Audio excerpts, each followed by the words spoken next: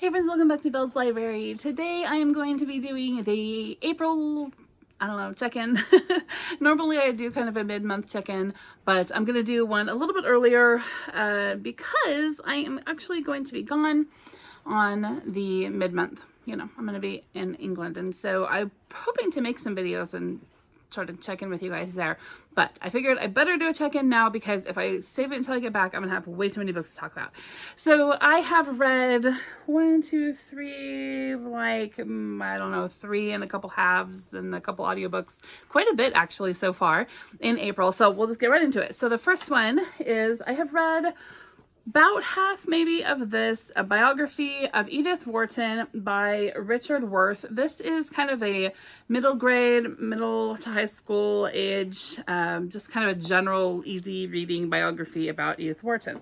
Now she is somebody who I was wanting to get a little bit more into this year, a little bit more into American authors and American classic authors. And the only thing I've ever read by her that I can remember is Ethan Frome, and I did not love it. So I kind of wanted to do a redo, and I thought maybe reading a little bit about her would help me to enjoy reading her books a little bit better. And so I read the first portion of this book, only about half of it, because the second half is kind of like it talks about a few of her works, and then it talks about how it sort of relates to her life and kind of tries to bring out some philosophies or whatever of why she wrote what she wrote. And so I don't really like to read things like that just because, I don't know, it's somebody's opinion, right? And so I just kind of want to read it and get my own opinions on things. I don't really like to read like the forwards and books and just kind of when people do the commentaries, I don't really like to read that kind of stuff. And then the second reason is just because I haven't read those works yet, and so I was a little concerned about spoilers, and I didn't want to be spoiled. So I read the first part, got a kind of a feel of who she was, somebody who was living in the upper class part of society, and I don't know, as I kind of read through her biography and then read through this first, short story of hers that I read, I kind of get the feeling that she was sort of Jane Austen-ish in the way that she wrote about her society and used kind of some sarcasm, kind of pointing out the flawed part of her society. Now, she does it a little bit more boldly and kind of more darker and a little bit more deeper than Jane Austen did about her own society and the upper society that she sort of mingled with, right?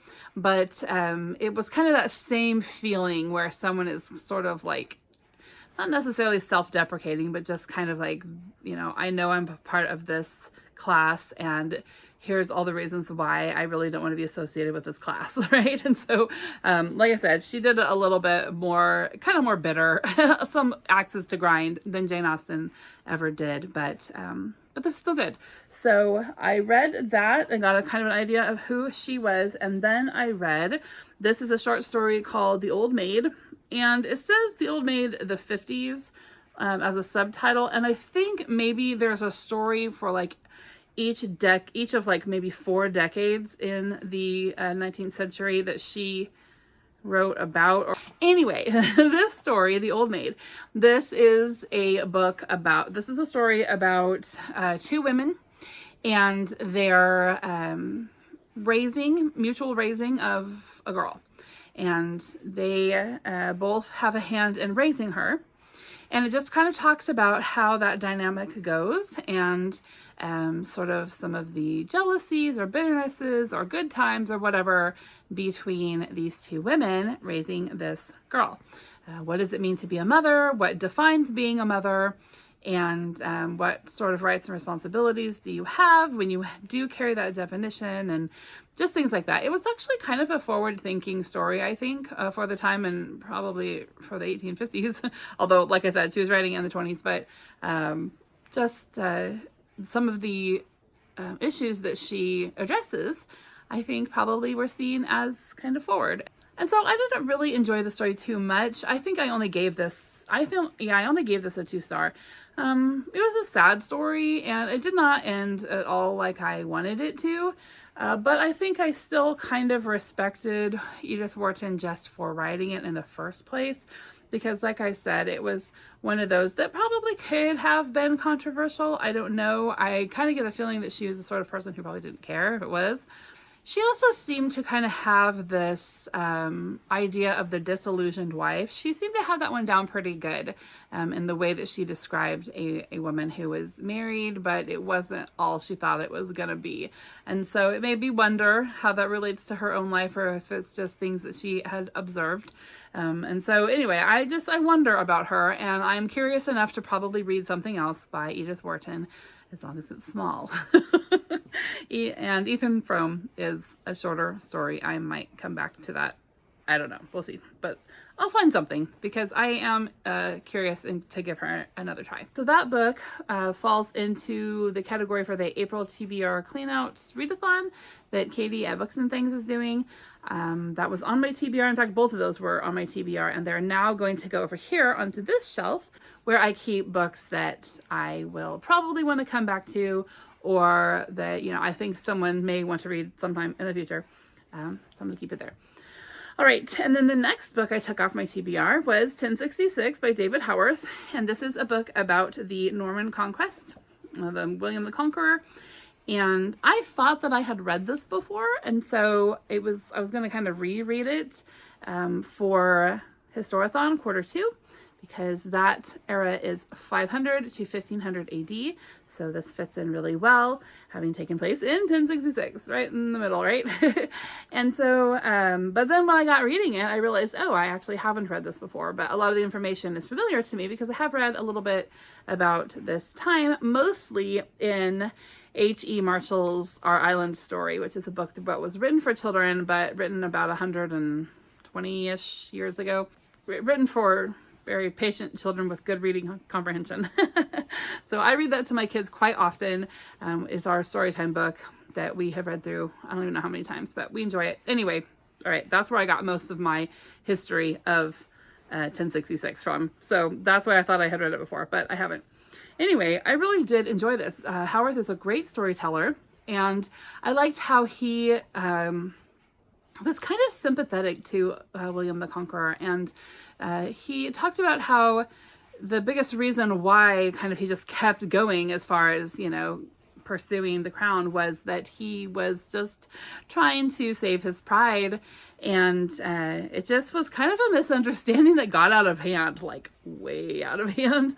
And I just kind of appreciated how David Howarth didn't really take sides. He was kind of gave a good, he portrayed all of the, you know, conflict members in a sympathetic light, and I did appreciate that a lot.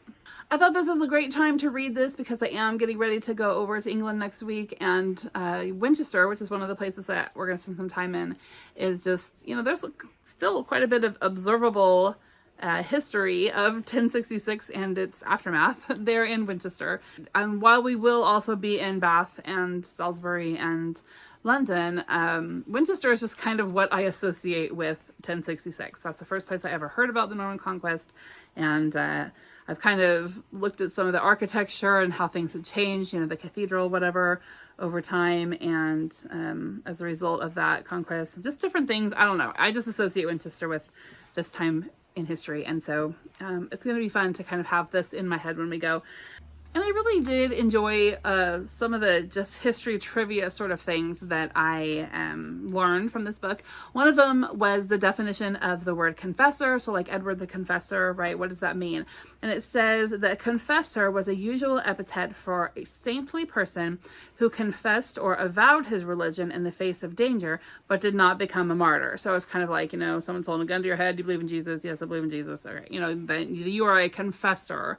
You have confessed your faith when it could be dangerous. So, and then just, I really appreciated the perspective that he gave about William the Conqueror, and how it just kind of got really out of hand, and about how it seemed that his intention was to go in and gain the love and the loyalty of the people, and, you know, be their good king, and, you know, just be like a normal king that doesn't cause massive bloodshed and loss of property and everybody to hate you. But he made one really big mistake, and that was promising his, promising soldiers, promising men that if they would fight for him, that they would get land in England.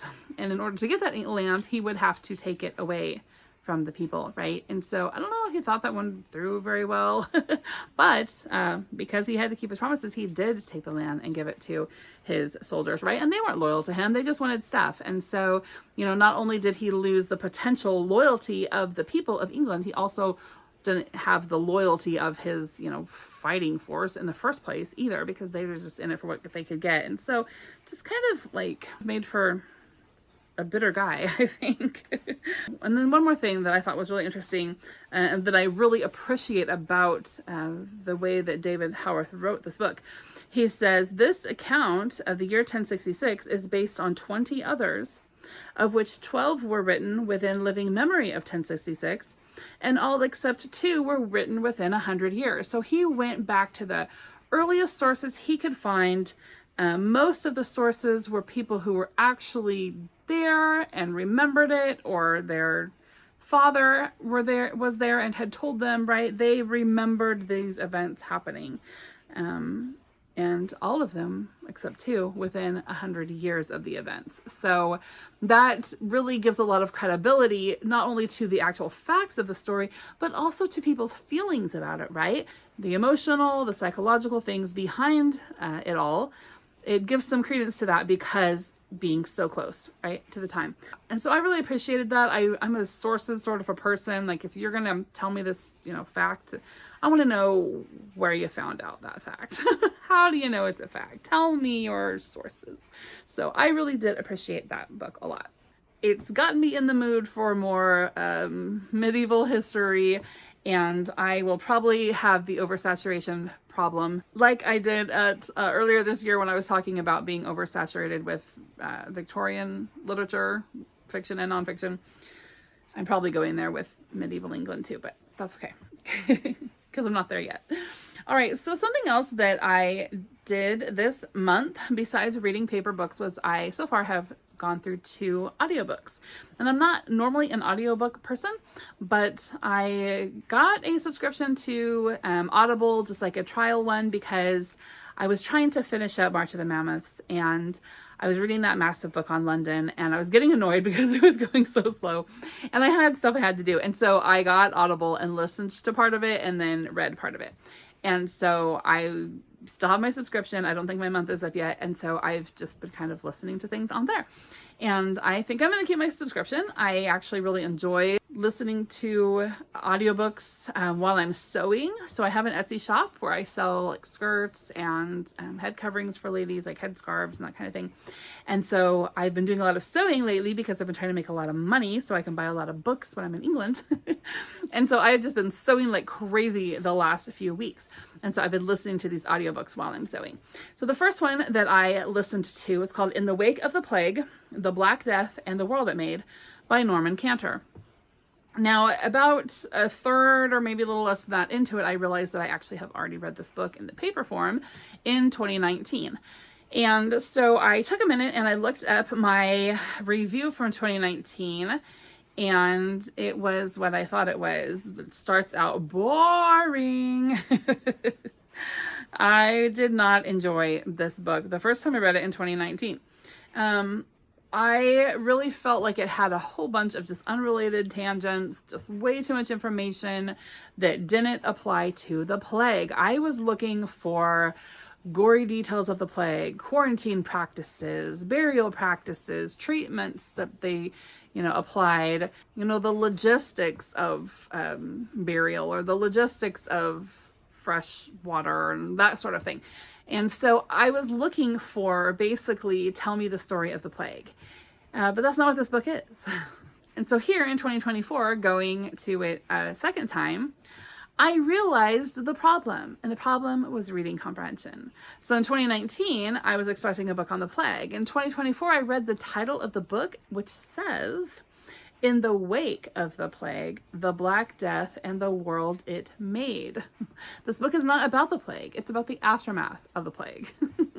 So if you're interested in the aftermath of the plague, this is a good book for you, even though it still really does go on a whole ton of crazy tangents that I still think is debatable of how much they actually apply. So I decided to bump my 1 star that I gave it in 2019 up to 3 stars because, to be fair, he does tell us what the book is about in the title. I just wasn't expecting that, but going in with the expectation that this is a book about the aftermath of the plague, yeah, it totally is. But it's still really boring. All right, and then the second audiobook that I have been going through, this one is called The Magna Carta by James Docherty. And so this book was written for like middle grades, maybe high schoolers. It was published in 1956, and it tells the story of the Magna Carta and how it, came to be. It tells the history before it was signed and the leading up to it. And then there's this really great part that I really enjoyed, and it is kind of a dramatized version of the conversation or possible conversation between the King John, and the barons. The barons were pressuring him to sign the Magna Carta, and he didn't want to. And I had the general idea, like they were pressuring him, he didn't want to, from reading Our Island Story. But there wasn't enough information in that book to really help me kind of picture how this went. And so this author gave us a really great sort of conversation here that this narrator then dramatized and told us kind of how it went. And, you had the barons saying, well, this is what, we've written in this charter. And John is like, what? And they're like, well, and we've also written this in the charter. And they're like, what? And I think actually the Magna Carta was prepared by others previously, right? And they were actually just kind of reinstating, solidifying that these rights were for the people, but they had actually, I think, had them before and then lost them, and as a whole thing. Anyway, we don't need to go into all the details, but they're reading it to him, and he is just like, are you crazy? I am going to lose all my power. I mean, what's the point of me even being the king? You guys are taking away everything that it means to be a king, la la la. He was not happy about it. And so I just kind of never really thought through that whole perspective on how John, was handling it. And, he signed it, but he didn't, of course, enforce or even, stick to any of that stuff. And so, but then anyway, after that, the book goes into how the Magna Carta has shaped governments since. And it talks about how it's shaped the British government, but then also how it shaped American government. And I don't know if this was an American writer or if this writer just thought that it shaped America more than anywhere else, because it's really US centric once you get up to like the Mayflower and on. And so it talks about how the Mayflower, covenant, compact, whatever, was based on the Magna Carta and other, whatever, our Constitution, Declaration of Independence, Bill of Rights, whatever, based on the Magna Carta. And it even went into women's voting rights and how that, went back to the Magna Carta. And so it's just interesting to kind of have them, to have him sort of show how, over time governments have evolved, and it kind of all goes back to this charter here. So it's a good read. It's a great introduction. When I was in Winchester sometime in the past, 2016 maybe, I think I did get to see a portion of the Magna Carta, or a copy of one, an old, like a 7th copy or something. And that was really interesting to see. And they have, a little display and information on that. I don't know if it was a traveling exhibit or if there's always a copy there kept in Winchester Cathedral, but I'm going to look again when I go next week and we'll see. But that was a fun read to go through. And then I'm currently in the middle of something that has absolutely nothing to do with medieval history or Edith Wharton or any of these Historathon picks. But it is The Murder of Mr. Wickham by Claudia Gray. I actually picked this up as a super impulse buy in Barnes & Noble a few weeks ago. My husband and I were in there, and I was actually looking for a copy of Moby Dick. I think I've told the Moby Dick story. And so when I went in, I said to him, I'm only getting Moby Dick. And I actually ended up getting Moby Dick, 2 copies of Edgar Allan Poe tales, because my daughter wanted one, and then I decided I wanted one, but we couldn't get the same one, obviously, right? Because I had to be special for my daughter. So I got her a super cool one, and then I got me a slightly less cool one. And then I got this book, Murder of Mr. Wickham, because it was sitting on a table. Somebody had been looking through it and set it down, choosing not to buy it, I think. There wasn't anyone around sort of looking like they were laying claim to it, so I grabbed it. And I was like, ooh, yeah, this looks good. So far it is, I think, let's see, what page am I on? I'm on page 64. It is 380 pages. And I am enjoying this so far. I think part of my hesitation in saying that I'm totally loving it is just that I haven't had a chance to really sit down and sort of like read a whole bunch at a time. So I've been reading this right before bed every night for the past couple of nights. And so that's a little slower than, I'm normally getting through anyway. And so that's kind of bugging me, but also I'm reading it so late. I've been staying up sewing and filling orders, and so I'm not even getting to bed until like 1 or 1:30. And so then I just, try to read as much as I can, but my eyes are falling asleep and I'm forgetting things. And so if I could just take some time, which I'm really hoping to be able to do tonight, and sit down and read a good 60 or 70 pages straight through on this, I really think I'm going to get into it. So it basically throws together all of Jane Austen's major character couples in her novels. Lizzie and Darcy are there, and Emma and Mr. Knightley are there, and, the Colonel Brandon and Marianne, like, they're all there.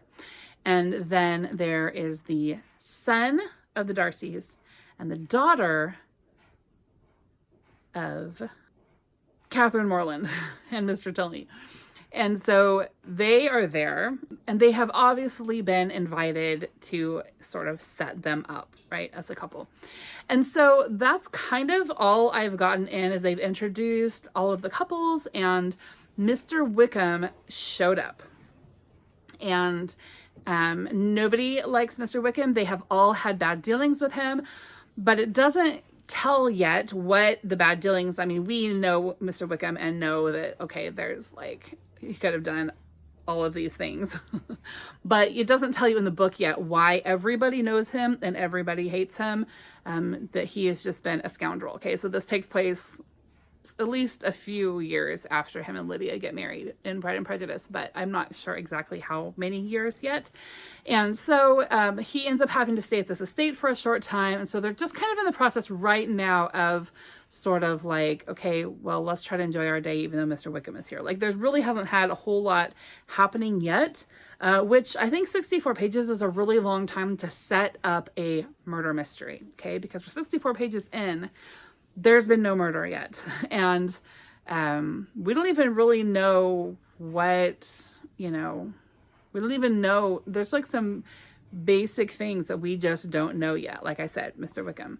So I can't tell if the book is dragging or if I'm just dragging. So I will say this, people who have not read Jane Austen's characters, or at least watched the movies, I think that there may be a struggle here, because she introduces these couples so quickly, and there's so much allusion to their backstory that she doesn't bring out, that I think someone who has not read Jane Austen is probably going to be like, whoa, you just threw 16 characters at me with all of this, like, I keep trying to say innuendo, but it's not, there's no innuendo. It's just like allusion, right? Or alluding to things from the stories. I think that it would be really overwhelming for someone who is not familiar with these Jane Austen couples. So it's definitely a book for fans. And I think I'm going to like it. So we'll just see. I will update you guys probably when I get back. So Sela and I are leaving the 16th, and we'll be back around like the 27th or something. We are there for 10 days, and then we have, our travel or whatever. And so super excited. I have a couple more videos to film tonight. I'm not sure at what order I will load everything, but I will hopefully check in with you guys from England and let you know what kind of fun we're having and what kind of books we're finding. Otherwise, guys, thanks for stopping by and listening, and I hope you're having a great day. I'll see you soon. Bye-bye.